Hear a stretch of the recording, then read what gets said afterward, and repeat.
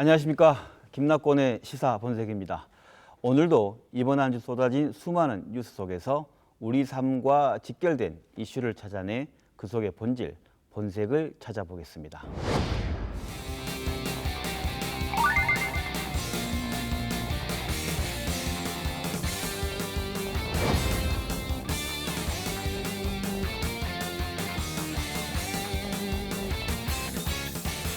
지난달 20일이죠.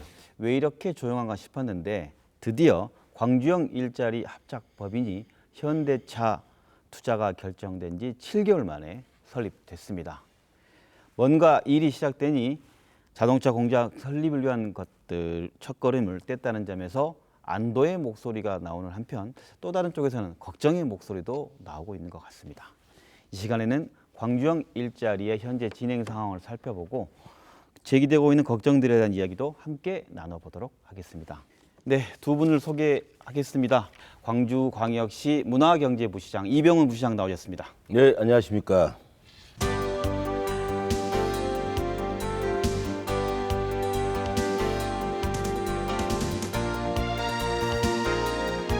광주광역시의회 장현주 의원 나오셨습니다. 네, 안녕하십니까.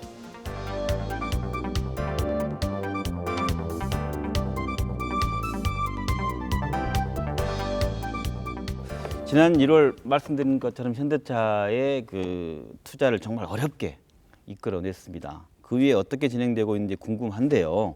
지금 현재 진행 상황을 한번 짚어보도록 하겠습니다. 8월 20일 합작법인 설립이 됐는데 이게 투자금, 필요한 투자금 유치가 다 된 겁니까? 어떻습니까? 상황이? 예, 지난 1월 31일부로 우리 현대자동차와 광주시의 투자 협약식이 체결이 됐고 참 어렵게 됐지요. 네. 노사가 상생하는 그런 구조를 만든다는 게 쉽지 않습니다.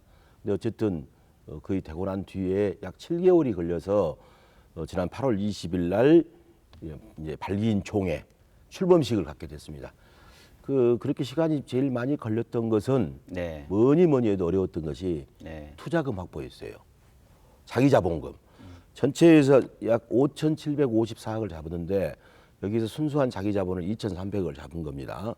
2,300억을 조달하는 과정에 옵션이 없는 보통주를 확보하기가 너무 힘들었어요. 초기 신설법인의 안정성이라고 하면은 아무래도 자기자본이 있어야 네. 하는데 거기에 조건이 붙어가지고 예를 들어서 투자할 테니 5년 뒤에 원금을 찾아가겠다. 할인율을 몇 % 보장해달라. 아니 이런 건 할 수 없습니다.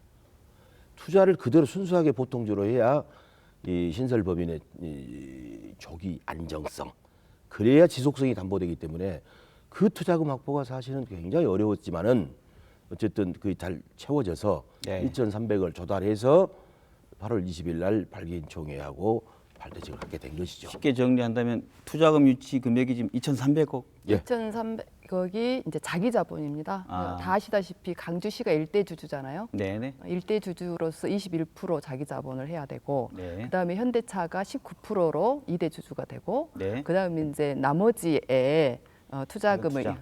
모아야 되는 상황에서 고생 많이 하셨다는 말씀하시는 거고, 네. 지금 현재 36개 기업이 참여를 해서 네. 1,380억.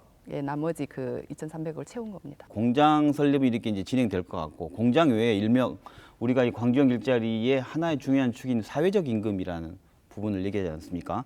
복지 인프라 이 부분에 대한 그 상황 어떻습니까? 중앙정부하고 광주시가 서로 협력해서 거기에 말하자면 실질 임금 상승 효과를 가져올 수 있는 이제 그런 복지 프로그램 같은 것을 네. 해주자는 것이죠. 네네. 첫째는 주거복지인데 네네. 주거복지는 저희들이 뭐 행복주택이라든가 아니면 다른 임대주택을 노동자가 들어와 살게 됐을 경우에 네. 그냥 그 관리비만 내고 살 수 있게끔 해주는 것이 주거복지입니다. 집에 대해서. 네, 근데 현재는 지금 국가균형발전특별법안회가 그 지원할 수 있는 근거를 법안 상정을 해놓은 상태인데 어쨌든 그것과 더불어서 네. 그 임대료 같은 보증금 이것 없이 말하자면은 주거 비용을 절감시켜 주자가 첫 번째고, 그다음에 이제 어린이집, 체육관, 그다음에 노사 동반 성장 지원센터, 그다음에 뭐 문화복지시설, 그다음에 도로 이렇게 되는데 지금 현재 정부 예산 어제 확정이 됐거든요. 거기에 빅그린 산단의 도로 6.5km 그 확정됐습니다. 노사 동반 성장 지원센터도 확정이 네. 됐습니다. 그리고 개방형 체육관 그것은 작년에 확보를 했고 그래서 지금 큰 것들이 하나씩 정리가 되고 있는 상태입니다.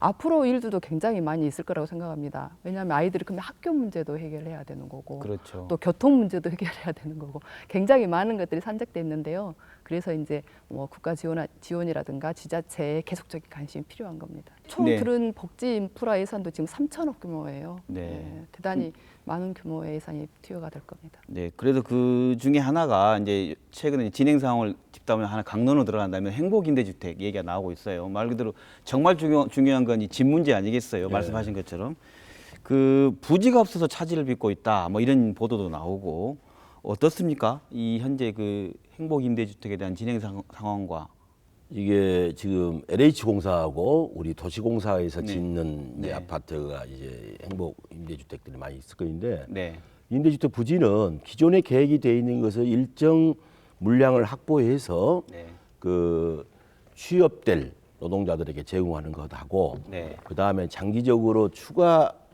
부지를 더 확보해서 가야 될 부분이 있습니다. 우리가 2021년 하반기에 양산체제로 가니까 근로자를 뽑는 것은 직원들 뽑는 것은 내년 말 내년 말에 거의 말에 예, 직원들 예, 뽑는다. 예, 그러니까 내년 말에 어느 정도 뽑아야 네. 6개월 정도 보수 교육을 시켜야 될 거 아닙니까? 그래서 내년 말부터 내후년 초가 집중적으로 그 직원들을 뽑을 거예요. 그 일정에 맞춰서 네. 시기별로 맞춰서 그걸 들어가게 될 겁니다. 지금 그 그건 산단에는 네. 지금 네. 주택을 지을 만한 용지가 없어요. 그래서 지금 현재 빅그린 산단 옆에 신규 단지를 지금 조성할 계획을 갖고 있거든요. 네.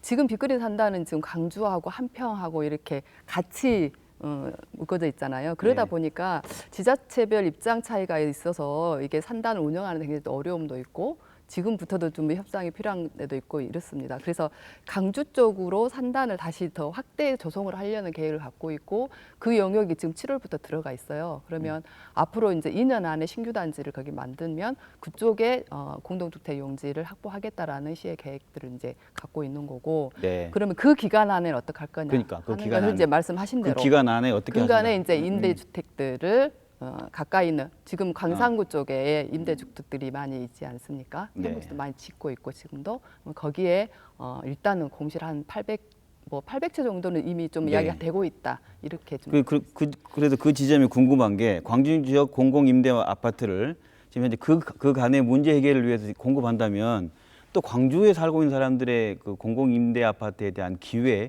이런 게 좀 박탈되는 거 아니냐 문제 제기도 있을 수 있지 않습니까? 공실이 나와요. 아, 공실이 나오게 되고 문제 없다. 그 문제 없고 네, 그거 수급 체계에는 우리가 이제 직원 채용 계획에 따라서 네. 수급 체계를 맞춰 갈 거니까 큰 걱정 안 하셔도 됩니다.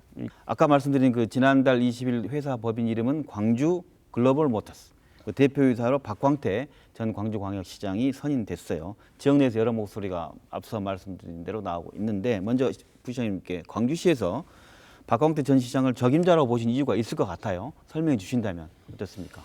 사실은 대표이사 선임에 관해서 여러 분야에 예를 네. 들면 현대자동차에서 기존에 사장을 했던 분이라든가 또 관계에 있는 분, 네. 관계에서 퇴직을 한 어쨌든 관과의 중앙정보 연결 구도를 잘 맞는 사람, 또 노사관계를 잘 풀어낼 수 있는 사람, 네. 여러 분을 가지고 추천을 받고 검토를 했는데 이 사람이 말이죠. 네. 다 단점이 없는 사람이 없잖아요. 그렇죠. 다 이렇게 하다 보니까 뭐가 문제가 되고 또 이 부분은 특히 대표이사는 광주시의 의지로만 안 됩니다. 현대하고 우리가 동반하기 때문에 현대하고 서로 이렇게 대화를 나누고 하는데 그 어쨌든 최선은 아니더라도 차선책으로 박광태 전 시장의 과거의 커리어와 추진력 그걸 이제 높이 봤던 이유는 초기 신설 법인이라는 것이 네. 초기 신설 법인이기 때문에 그래요. 네. 여기는 리더십도 필요하고 서로 대화도 나눠야 되고 정부 지원도 받아야 되고 할 일이 태산같이 많기 때문에 이제 거기에 가장 부합되는 분이 누구냐? 그래도 좀 나이는 드셨지만은 그 우리 광산업도 여기 초기에 만들고 산자위원장도 하면서 시장도 해서 광주시 실정도 잘 알고 또 중앙정부 관계도 맥이 있고 그래서 그렇게 대표이사를 박광태 전 시장을 추천을 하게 된 것입니다. 반면에 시민단체와 일부에서 또 반대의 목소리도 사임을 촉구하고까지 나오고 있어요. 어떻게 생각하십니까, 장 의원님? 말씀하신 대로 이제 뭐 전문성 뭐 이야기하시면서 산자위원장 말씀하셨는데 그게 무려 20년 전 이야기입니다. 국회의원 하실 때. 근데 그때의 어떤 산업 환경과 지금 산업의 환경은 굉장히 다르죠. 그걸 전문성으로 이야기를 할 수는 없다. 네. 그리고 이제 가장 중요하게 이야기한 게 도덕성 문제 아닙니까? 네. 시장 임기 동안에 어찌됐든 공금 횡령 사건이 있었습니다. 그 20억에 가까운 백화점 상품권을 유용한 카드깡을 소유했다라고 이야기를 하죠. 근데 이런 전적이 있으면서 이게 이제 대법원 판결까지가 된 게 2016년이에요. 그리고 작년에 집행유예 기간이 끝났습니다. 얼마 되지 않은 형 집행 만료 시기가 얼마 되지 않았다는 거죠. 그래서 강주 시민들이 굉장히 좀 전 시장으로서의 굉장히 어떤 부끄럽다라는 생각들을 가지고 있는데 아직까지도 있습니다. 그럼에도 불구하고 지금 강정일자 대표에서 하는 건 정말 아니지 않나 하는 것이고 또 가장 중요한 게 저는 강주용 일자리의 4대 원칙을 제대로 알고 계신가. 그러니까 말씀하신 대로 노사상생령 사회적 타협하에 만들어지는 강주용 일자리이기 때문에 이 기본 원칙에 대해서 제대로 알고 그것을 추진해 갈 수 있어야죠. 추진력 있으신지는 모르겠습니다. 뭐 제가 직접 일은 안 해봤으나, 그러니까 그 추진력이 어떤 원칙 하에 그 추진을 해 가느냐가 굉장히 중요하잖아요. 예전처럼 일방 독주형, 무조건적인 추진이 아니라 노사상생력으로 하려면 사회적 대화와 합의를 통해서 그걸 만들어 가야 되거든요. 그래서 그럴 수 있는 어떤 리더십을 가졌는가에 대해서 문제 제기를 하는 겁니다. 알겠습니다. 그 부분은 내가 좀 보충 설명을 네네, 드려요. 그러시죠. 네. 지금 박광태 시장이 뭐 저도 옛날부터 잘 아는 처지입니다. 근데 이분이 상당히 순발력 있는 분이에요. 근데 어쨌든 박광태 시장을 어쨌든 초대 대표이사로 하는 데는 그 절차가 이제 발기인 총회에서 네네네. 결정을 한 것이고 발기인 총회에서 하기 전에는 1, 2, 3대 주주의 영향이 큰 것이죠. 그래서 이제 우리 광주광역시와 현대자동차 3대 주주인 광주은행 뭐 이런 구도 속에서 논의가 돼서 발기인 총회 절차를 거쳤다는 것이고요. 네. 두 번째, 이건 지금 세상이 옛날하고는 너무 다르잖아요. 우리가 그 유리상자 안에 있는 거라. 이 노사 간의 노사상생을 못한다, 또 뭐 독주를 한다, 이거 불가능한 구조예요. 의회가 눈을 쳐다보고 있고 언론이 쳐다보고 있고 모든 SNS가 다 관여되기 때문에 이거 함부로 독주를 한다든가 노사상생의 기본 정신을 해친다든가 이건 불가능해요. 또 그렇게 만일에 그런 사태가 된다면은 또 문제제기 해가지고 또 이제 대표이사가 교체될 수 있는 것이고, 이제 문제는 지금 인자 결혼식 했어요. 결혼식을 지금 8월 20일 날 해갖고 혼인신고를 하는데 혼인신고를 못 하고 있는 거예요 지금. 이걸 빨리 혼인신고 끝내놓고 우선 출범해서 가서 대표이사가 문제가 있다 그러면은 그때 가서 구체적인 사실을 적시해가지고 야 그렇다면은 그때 가서 또 좋은 분 있으면 모시고 이렇게 생각합니다. 이해해 주세요. 아까 말씀하신 것처럼 이해할 수 있는 정도의 법인을 저는 넘어 있는 상황이라고 생각을 해요. 그 인사 문제 자체가 그러니까 말씀하신 대로 문제가 있다라면 혼인신고 전에 그 문제를 해결하고 혼인신고를 해야죠. 그냥 혼인신고만 했다가 나중에 문제가 생기면 어떡할 겁니까? 말씀하신 대로 세월이 변했습니다. 예전처럼 그냥 뭐 추진력 있는 사람 이런 리더십을 바라는 게 아니에요. 지금 도덕성에 대한 검증도 굉장히 좀 큽니다. 지금 강주영 일자리는요, 어찌 보면 공공 일자리의 대표예요. 공기업과도 같습니다. 만약에 이게 뭐 청문회 대상이었다고 하면 의원들이 쉽게 적격이라는 판정을 내릴 수 있는가? 지금 조국 법무장관 후보 어떻게 지금 검증을 하고 있습니까? 전 국민적 검증을 하고 있어요. 네. 저는 시민적 검증이 필요하다고 생각합니다. 알겠습니다. 그 아까 말씀하신 것처럼 부시장님께서 20일 날 발기인 총회에서 발기인들이 선임했다라고 말씀하셨지 않습니까? 그럼 발기인들이 그 동의한 이유 만장일치였습니까? 아니면 뭐 배경이 있었을 것 같은데 그건 뭡니까? 배경이란 건 없었죠. 네. 없었는데 검토 결과를 갖고 얘기를 하니까 몇몇 사람들이 본인 몇 마디 얘기를 했어요. 근데 그걸 뭐 이견을 제시 안 하고 만장일치로 채택을 해줬죠. 네, 알겠습니다. 지금 대표이사가 1대 주주, 2대 주주, 3대 주주 강주내까지 해서 네. 한 명씩 추천을 하게 돼 있고 대표이사는 강주시의 몫입니다. 네. 그 몫에 대한 이제 존중이 있고 인물 한 사람이 적격하냐 아니냐보다는 추천한 어떤 주주의 1, 2, 3대 주주의 뭐 위임한 거다라고 정도 보시면 될 것 같고요. 네. 말씀하신 대로 노사민정협의회가 그날에서야 열렸습니다. 주주총회 전에. 노사민정협의회에서는 전혀 그 이야기가 없었어요. 몰랐던 상황입니다. 그 시의회에서는 공식적으로는 입장이 어떻게 돼 있습니까? 이 대표이사 문제에 대해서는? 공식적 입장은 없습니다. 네. 아까 말씀드렸듯이 네. 의원들이 바라보는 시각과 입장이 다 달라서 하나의 입장으로 가기는 힘들다라고 이야기를 했었고요. 네.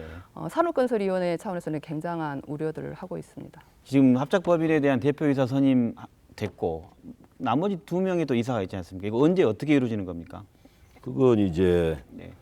그 노사민정협의회하고 그린카진흥원에서 지금 우리가 간접 투자를 하기 때문에 네. 그린카진흥원 이사회 때 나왔던 이야기, 노사민정협의회에서 나왔던 얘기를 최대한 수렴해서 발표하겠다라는 건 입장이었어요. 네. 근데 지금 그 과정에서 현대하고 지금 조율을 하고 있고 네. 지금 지역 언론이 이렇게 나다 보니까 또 현대가 야 이거 이 분위기가 이거 이렇다 또 이런 우려심도 있고 그래서 지금 마지막 그 등기하는 데 필요한 절차를 지금 협의하고 이사를 네. 기존에 3명인데 네. 이걸 좀 추가해서 할 거냐 말 거냐 이런 부분까지를 결정 아직 안 된 거네요. 그렇죠. 네. 그런 과정을 지금 겪고 있습니다. 지금 노동계 쪽에서 그러니까 반노동계 인사 반대 그 이제 얘기하셨는데. 이사에 대한 이야기는 현대차 추천 이사를 이야기를 하는 거죠, 사실. 네.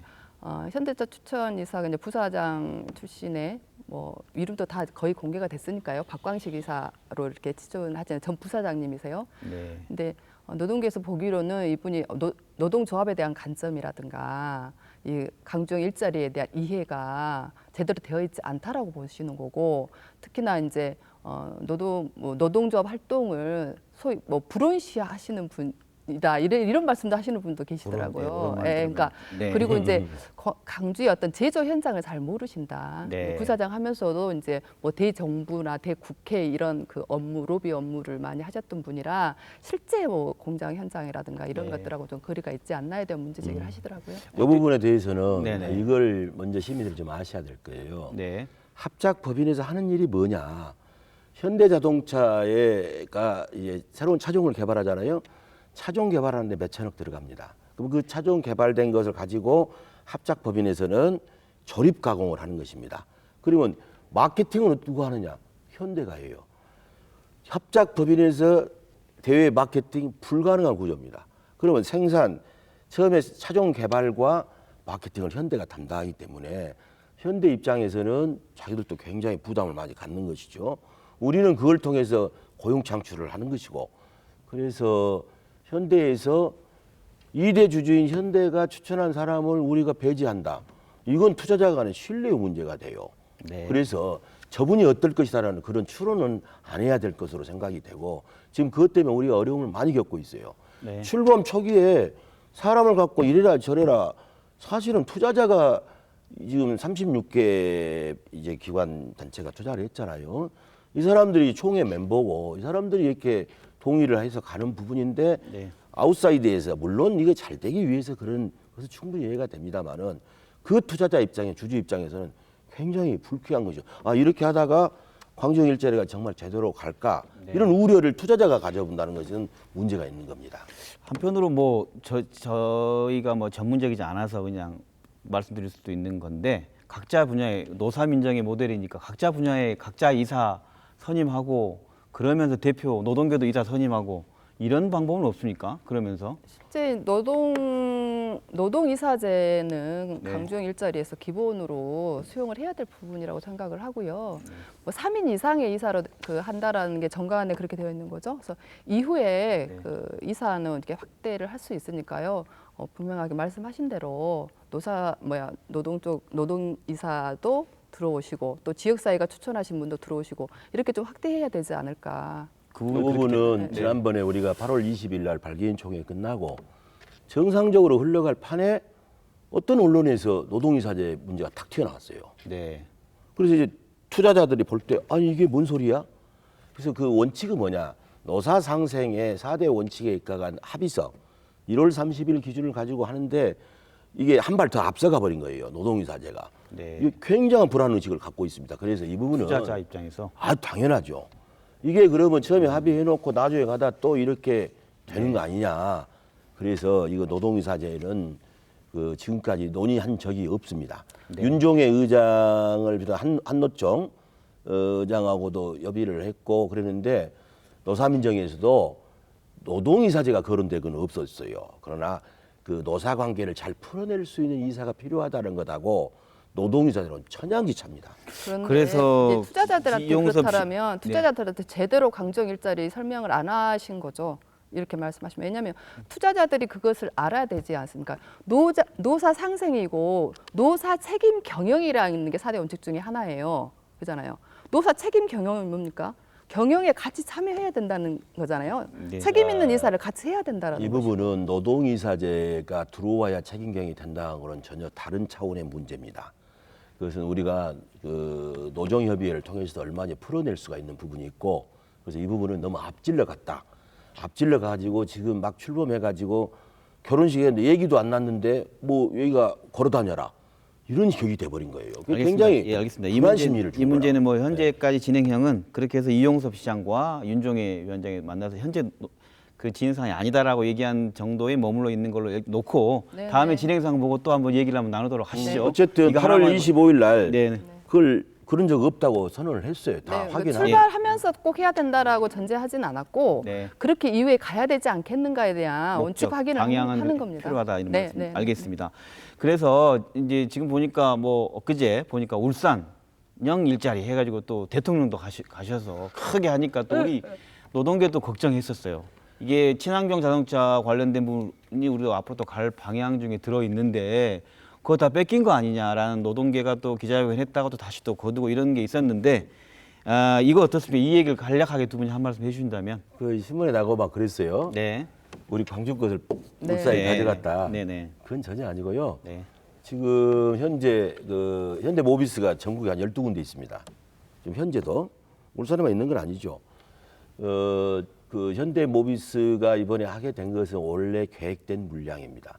우리는 지금 완성차 공장을 생산하고 이제 법인을 설립하는 과정인데 이제 우리가 이렇게 갔을 때 생산하고 난 뒤는 그 현대 모비스가 들어올 수 있는 구조로 이미 현대하고 얘기가 돼 있는데 정말 이 사업이 어려운 게 뭐냐?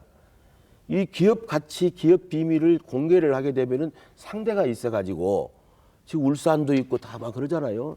그래서 그 말을 다 못하는 그런 것에 불과하고 전략 전술상 그렇다는 것을 말씀을 드리고 알겠습니다. 예. 네네. 협약서 안에서도 그러니까 친환경 부품 단지 클러스터를 빅그린 산단 내 유치를 뭐 하겠다, 현대가 노력하겠다라는 것들이 있는 걸로 저는 알고 있고 그래서 계속 요구하고 만들어 가야 될 몫이 있다고 보고 자동차 생산도 앞으로는 친환경 자동차가 생산돼야 되지 않겠습니까? 강주 시민들은 앞으로 이 공장에서 그 생산될 차가 당연히 전기차 수소차라고 생각하시는 분들도 계세요 지금도. 네. 네. 근데 앞으로 방향 그래야 되기 때문에 부품 단지는 꼭 세워줘야 될 문제라고 봅니다. 그 네. 부분은 지금 정현주 의원은 뭐 100% 동의를 하고요. 우리가 지금은 SUV 1000cc로 출발을 하죠. 네. 근데 왜 그러냐? 지금 내연기관이 우리나라 전체 그 자동차 생산 물량의 98%입니다. 전기차, 수소차가 2%도 안 돼요. 그럼 우선은 우리가 내연기관으로 출발을 하되 우리가 네. 공장 설계 과정에서도 유연한 구조, 홀류라고 합니다. 네.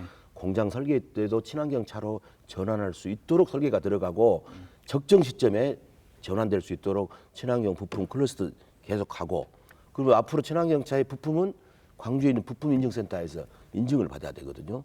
그런 문제라든가 그 여러 가지 그 친환경 자동차를 생산하는 구조적 틀, 그 인프라를 깔고 있다는 거 말씀드립니다. 알겠습니다. 말씀 들어오면 뭐 당장 발생할 일이 일비하기보다 그 큰 목표와 방향성을 갖고 가야 된다는 것에 두 분의 의견이 일치하는 것 같습니다. 최근에 송갑석 의원이 특별법 발의했어요. 이 시민 입장에서 보다 보면 뭐 이렇게 법이 많나 또 특별법이 또 나오나 이러는데 간략하게 이게 뭐고 왜 필요한지만 좀 설명해 주신다면요. 그게 특별법이 국가균형발전 특별법이죠. 네. 근데 지금은 우리가 이렇게 공기업이 아니에요. 지금 네. 주식회사를 만들어서 직원을 뽑는데 그 주식회사에다가 어떻게 투자를 할 수 있느냐. 그러니까 간접 투자를 해서 네. 가는데 이것마저도 확실하게 법적 보장을 받고 가자. 그다음에 노사 상생형 일자리에 대해서는 네. 정부 지원을 할 수 있다는 근거 규정을 둬야 국가 예산을 확보할 수가 있다 해서 네. 지금 국가균형발전특별법에다가 그 명시가 되어갖고 상정이 돼 있는데 지금 아직까지 해결이 안 되고 있잖아요. 근데 네, 뭐 여러 되어야죠. 일자리가 있으니까 네, 네. 될 것으로 보여집니다. 알겠습니다. 그 설명을 듣고 이렇게 당장 이렇게 해결해야 할 문제 외에 또 오늘 언급된 거 외에 당장 해결할 문제가 뭐가 있는지 혹시 뭐 장 의원님께서 얘기해 주셨고 어떤 게 있습니까? 법과 뭐 제도와 예산을 확보하는 문제만이 아니고 말씀드린 지금 단계에서 강조일제 4대 원칙에 맞는 경영 구조를 어떻게 짤 것인가 이것도 굉장히 중요합니다. 말씀드린 대로 그런 앞으로 노사민정이 같이 참여하는 경영 구조를 짜는 문제, 그래서 공공의 어떤 일자리를 강조형 일자리 이 공장에서부터 한번 실현하는 문제 이런 것들이 지금 닥친 문제라고 보거든요. 왜냐하면 공공형 일자리이기 때문에 또 세금이 투여돼서 만드는 일자리이기 때문에 그런 어떤 취업의 그 약자들도 배려를 해야 된다는 거죠. 뭐 그분들이 하려면 와서 일을 하시려면 공장 설계부터가 달라져야 되잖아요. 지금 단계에서부터 그런 준비는 해야 된다고 봅니다. 최근 광주시의회에서는 이렇게 앞으로 진행될 광주형 일자리 문제를 더 관심을 갖고 지켜보겠다. 이게 말 그대로 여러 가지 시민의 대표 기관으로 하겠다는 말씀이신 것 같은데 이런 시의회와 시민단체 그리고 정부 각 주체들이 노력이 모여져야겠는데 앞으로 어떤 역할을 해야 할지 그 말씀을 마무리 말씀을 듣겠습니다. 네, 제가 네. 먼저 말씀을 좀 드릴게요. 네. 저는 이제 시의 아쉬운 것은 계속 요구했던 것이 네. 이 강종 일자리를 총괄할 수 있는 컨트롤 타워가 필요하다는 이야기들을 계속했습니다. 근데 너무 이제 각 부서에 분산돼 있어요 일이. 이게 합작 회사를 만드는 것까지는 전략산업국에서 하고 있는 거고 노사민정협의회는 또 일자리 경제실에서 하고 있습니다. 노정협의회 말씀하신 노정협의회는 또 노동협력관에서 하고 있어요.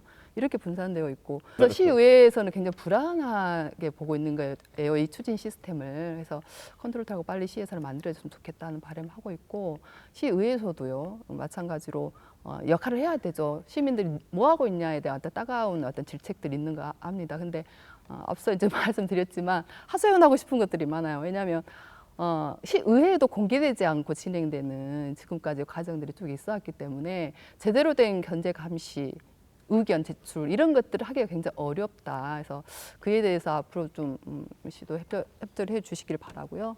그리고 이제 지역 상생령, 뭐 노사민정 타협 이런 게 있기 때문에 지역사회 역할이 굉장히 중요합니다. 이 회사가 강주 시민의 회사야 이런 마음이 들게 해야 되잖아요.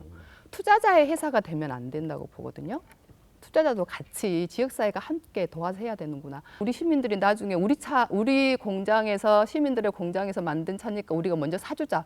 이런 정도의 이야기가 나올 수 있으려면 지금부터 시민들의 마음이라든가 협조를 구해야죠. 저는 이제 그 과정이 필요하다고 봅니다.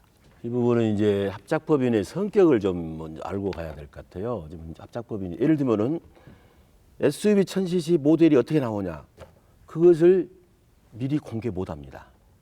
이런 이제 이 합작법의 성격상, 마케팅의 성격상, 그래서 기업 비밀과 가치가 기업 비밀이라는 게 좀 있을 수밖에 없는 점이 있고, 그래서 우리가 이 합작법인에 대해서는 주식회사 형태로 운영이 되기 때문에 자율성을 어느 정도 자율성을 보장해주고, 다만 우리 장 의원이 얘기했지만 우리가 시민의 예산 혈세가 들어가기 때문에 그런 공공성 부분이 있는데 우선은 이게 잘 돌아가는 선순환 구조가 돼야 모든 게 이루어지죠. 그래서 우선은 합작법인이 이제 막 탄생을 하는 얘기 아닙니까? 이 얘기한테 지나친 질책과 지나친 관심, 과잉 관심이 오히려 얘기를 이제 성장이 안 될 수도 있어요.